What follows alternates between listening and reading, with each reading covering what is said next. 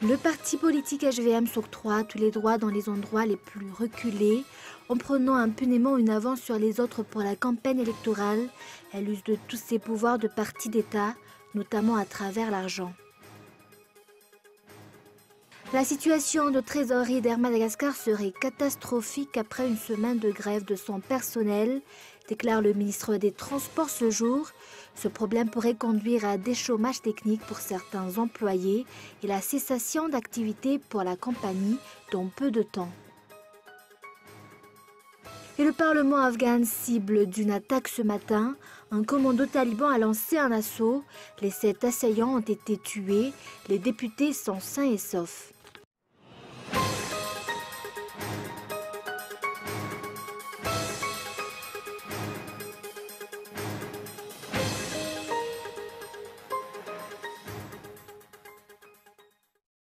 Bonsoir à tous et bienvenue dans ce journal. À la une des actualités de ce jour, le parti politique HVM s'octroie tous les droits dans les endroits les plus reculés. En prenant impunément une avance sur les autres pour la campagne électorale, elle use de tous ses pouvoirs de parti d'État, notamment à travers l'argent. Quelques manifestations véritables de propagande se déroulent actuellement, comme c'est le cas dans plusieurs communes de la région de Tuléar, ce qui soulève des questionnements sur la crédibilité de cette élection communale. Qu'en est-il de l'égalité des chances entre les candidats? La situation a déjà fait l'objet d'interpellations pour un ajournement du scrutin communal. Reportage de Oliver Anchnial. Ce candidat du parti HVM ne se contente pas d'apposer ses affiches, il distribue de l'argent et incite déjà les habitants à voter pour lui. Des affiches comportant sa photo, son nom, son numéro dans le bulletin unique ainsi que son slogan sont déjà apposés à Tsifut, un village dans le district de Tuliar 2.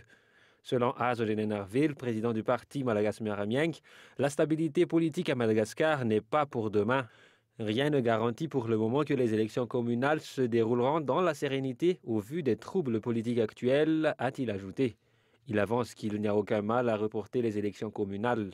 À titre de rappel, vendredi dernier, le président du Sénat, accompagné de sa délégation, a pris le vol pour Dubaï. La livraison des bulletins uniques est prévue pour le 18 juillet prochain, mais selon les négociations effectuées sur place, elle devrait se faire 8 jours avant. La Sénat n'a pas de souci pour la bonne marche du processus électoral. Tout est prêt pour dominer la situation, selon Akutunaza Kafan, rapporteur général de la Sénat. Des bureaux de vote sont également disponibles pour les nouvelles communes, ce qui fait que l'option d'élection jumelée n'est pas probable pour le moment.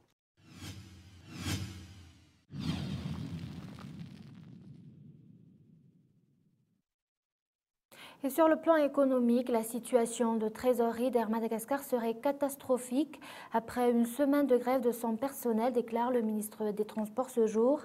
Ce problème pourrait conduire à des chômages techniques pour certains employés et la cessation d'activité pour la compagnie dans peu de temps. Tous les vols d'Airmad ont été annulés depuis la semaine dernière. Seuls 3 vols ont pu décoller samedi dernier. La grève du personnel se poursuit. Lily Rabiat. La compagnie aérienne nationale serait en cessation de paiement après la semaine de grève entamée par son personnel, d'après les dernières informations du ministère des Transports. Tous les vols ont été annulés la semaine dernière. La compagnie serait contrainte de rembourser les passagers dont les vols étaient annulés et en héberger d'autres. La compagnie pourrait être obligée d'envoyer certains employés en chômage technique.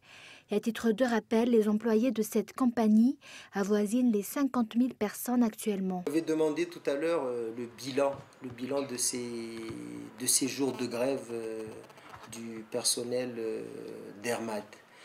Je suis désolé aujourd'hui, c'est avec beaucoup de tristesse que l'on a constaté au niveau du ministère du Tourisme, des Transports et de la Météorologie que la compagnie aujourd'hui, ce lundi, est en cessation totale de paiement, est en cessation de paiement.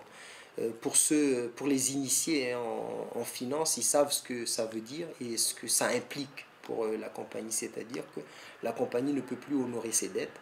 La compagnie a une absence de trésorerie liquide et exigible pouvant payer ses créanciers, voire les salaires futurs des employés. 500 000 $ par jour, tel est le montant officiel des pertes subies de la compagnie Air Madagascar depuis la grève de son personnel. La grève a engendré 3 500 000 $ de pertes à la compagnie en une semaine. 2000 passagers ont été pris en charge et hébergés. Pour les tours opérateurs, les dépenses en termes de transport ont augmenté de plus du double. À titre de rappel, la médiation initiée par l'inspection du travail entre les employés d'Air Madagascar et la direction générale a échoué. Le personnel porte l'affaire au niveau du conseil d'arbitrage. Le président du tribunal, un magistrat du travail, un inspecteur du travail, un représentant du personnel et un représentant de la direction générale forment ce conseil. Et l'adoption du projet de loi sur la chaîne spéciale à l'Assemblée nationale prévue ce jour a été repoussée. Ce sont les députés des régions qui ont demandé cet ajournement. D'ailleurs, le rapatriement des stocks de bois de rose à l'étranger continue d'être évoqué dans les discours. Aucune action palpable n'est encore visible jusqu'à ce jour, malgré les déclarations du ministre la semaine dernière. Reportage. Les rondins de bois de rose continuent jusqu'à ce jour à être saisis malgré les engagements affichés par le gouvernement d'éradiquer le trafic illicite de bois précieux. Aujourd'hui, le ministre de l'Environnement affirme avoir saisi 300 rondins de bois de rose à Mbanzane. Selon le ministre Ralav Abibwarmis, des responsables locaux ont été déjà déférés au parquet. Le ministère entre actuellement dans la phase de l'inventaire de tous les stocks de bois de rose déjà saisis. On ne connaît pas encore le nombre exact des rondins, mais selon les derniers chiffres de 2008, Madagascar compte aujourd'hui près de 20 000 tonnes de stock de bois de rose. Les saisies de ces dernières années atteignent ou dépassent même ce chiffre. Et le rapatriement des stocks à l'étranger reste encore en suspens jusqu'à ce jour, malgré les déclarations du Premier ministre faisant état de négociations avec le gouvernement de l'île Maurice pour le rapatriement des bois de rose saisis dans l'île de Sœur. Par ailleurs, Madagascar doit encore négocier avec d'autres pays pour la même situation. En effet, 6 000 tonnes de stock attendent à Singapour, 6 containers à l'île Maurice, près de 500 tonnes à Mombasa, Kenya. Ces derniers sont estimés à près de 12,8 millions de dollars et au moins 300 rondins de bois de rose en Thaïlande. Selon les explications, le ministère de l'Environnement bénéficie d'une aide de 4 millions de dollars de la part de la Banque mondiale pour lutter contre ce trafic. Pour rappel, ce sont les députés, surtout celles de la partie nord et nord-est de Madagascar, qui ont demandé l'ajournement de l'adoption de cette loi sur la chaîne spéciale. Et les problèmes de l'insécurité et de l'énergie ne peuvent être résolus faute de recettes fiscales suffisantes. Le taux de croissance n'atteint même pas les 3%. Pourtant, les problèmes de l'insécurité et de l'opacité de la gestion du budget de l'État freinent les investissements étrangers. Reportage de Lily Rabiat. D'après les investigations du PNUD, les objectifs de l'OMD n'ont pas été atteints par Madagascar. Le taux de croissance du pays ne dépasse pas les 3%. Si le taux d'inflation dépasse les 7%, plus du triple. Un taux de croissance à 2 chiffres était le but annoncé et jusqu'ici, il est loin d'être atteint. Madagascar a besoin de 15 années pour redresser son économie. La croissance économique reste faible, à 3% en 2014, en raison des faibles progrès réalisés en termes de gouvernance, les déficits persistants en énergie, les problèmes d'insécurité, les ressources fiscales limitées et la baisse drastique de l'aide au développement et donc des investissements au profit des plus nécessiteux dans les domaines de l'éducation, de la santé, de l'eau et de l'assainissement, de l'agriculture et des infrastructures de base, combinés à la faiblesse de l'investissement privé dû à la dégradation du climat des affaires. L'investissement direct à Madagascar est également insuffisant. Mis à part les problèmes de sécurité, la gestion du budget de l'État brille par son opacité. Madagascar has been through many years. Le PNUD a joué un rôle clé dans la situation de crise et en termes d'encourager le pays pour pouvoir surmonter cette crise. On ne peut pas faire avancer l'agenda de développement sans la stabilité, c'est évident.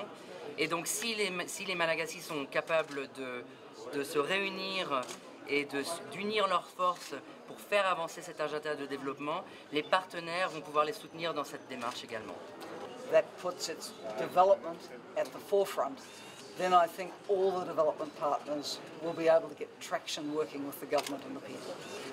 Les investisseurs étrangers attendent l'éradication de la corruption dans divers secteurs. Le PNUD affirme également son soutien pour la tenue des prochaines élections. Et l'utilisation des drones ou aéronefs sans pilote sera réglementée d'après un communiqué de l'ACM ou Aviation Civile de Madagascar, selon les explications de Barzura Manatsein, directeur de la réglementation à l'ACM. Madagascar est encore dans une phase d'insertion. Face à l'entrée de cette nouvelle technologie, il n'y a pas encore de texte qui régit l'utilisation des drones. Nyandra Djangarsu.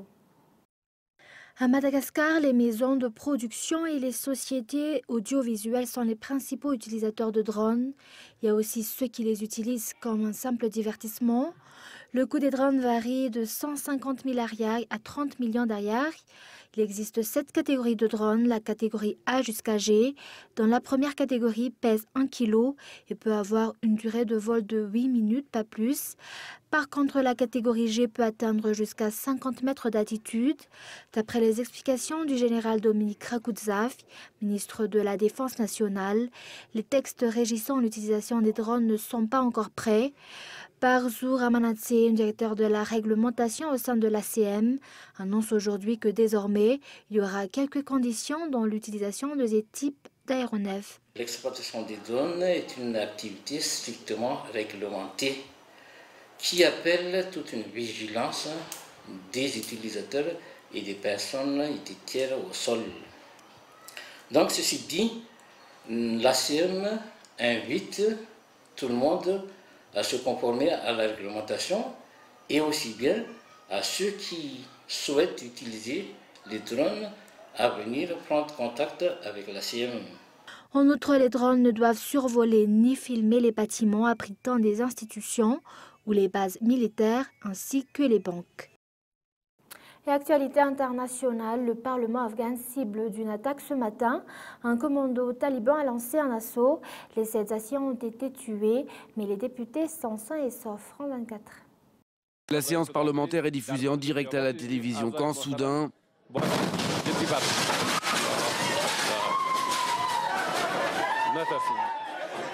Un homme, à bord d'une voiture piégée, vient de se faire exploser devant le bâtiment. Immédiatement, les députés se mettent à l'abri. Ils se réfugient en lieu sûr. Car à l'extérieur, un commando de 6 hommes a pris position et cherche à entrer dans le Parlement. La police évacue et barricade le quartier. Une fusillade intense commence. Les témoins sont apeurés. Vous entendez? Les affrontements continuent. Je ne sais pas exactement ce qu'il se passe. Au bout de 2 heures de combat, l'armée affirme avoir abattu les 6 assaillants. Elle expose leur corps à la presse. J'ai vu qu'ils essayaient d'entrer dans le Parlement. Je les ai tués un par un. Je les ai tués tous les 6. Leurs corps sont là. Vous pouvez les voir. L'attaque est très vite revendiquée par les talibans. Ils affirment avoir voulu frapper au moment où le candidat au poste de ministre de la Défense était entendu par le Parlement. Le groupe a récemment multiplié ses attaques qu'il qualifie d'offensives de printemps. Il cible en général la police, l'armée ou encore des lieux fréquentés par les étrangers, comme cet hôtel en mai. Ces violences interviennent alors que la grande majorité des forces internationales a quitté le pays fin décembre. Et un mystérieux message de DSK sur Twitter. L'ancien chef du FMI a ouvert son compte hier soir. Son premier tweet, intitulé « Jack is back », a enflammé la toile. Reportage de France 24. C'est un message pour le moins mystérieux. Hello Twitter, Jack is back. Vers 19 h hier soir, Dominique Strauss-Kahn poste cette image sur le réseau social sans plus de précision. Est-ce une référence à la série 24 heures chrono et son héros Jack Bauer, ou une manière détournée d'annoncer son retour en politique? Tout juste relaxé dans l'affaire du Carlton de Lille, l'ancien directeur général du FMI fait le buzz sur la toile, avec déjà près de 24 000 abonnés et 2700 retweets. Mais au sein de la classe politique, on minimise l'impact de ce message.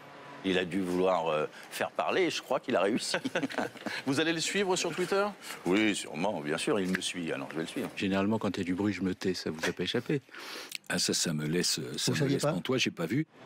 Interrogé sur un éventuel retour en politique de Dominique Strauss-Kahn, l'ancien ministre de la Culture Jack Lang s'était montré optimiste. La réponse lui appartient. Si lui-même souhaite entreprendre un nouveau combat politique, il sera le bienvenu. Après l'affaire du Sofitel à New York en 2011, DSK semblait avoir abandonné toute ambition politique. Avec la création de ce compte Twitter, il tente de reprendre le contrôle de sa communication sérieusement mise à mal. Ses prochains tweets en diront peut-être plus sur ses intentions.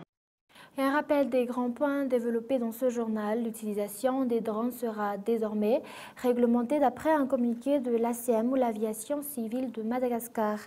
Et la situation de trésorerie d'Air Madagascar serait catastrophique après une semaine de grève de son personnel, déclare le ministre des Transports ce jour. Un problème qui pourrait conduire à des chômages techniques pour certains employés et la cessation d'activité pour la compagnie dans très peu de temps. C'est la fin de ce journal. Merci de l'avoir suivi. Je vous donne rendez-vous demain à la même heure. Au revoir et bonne soirée sur Côte TV.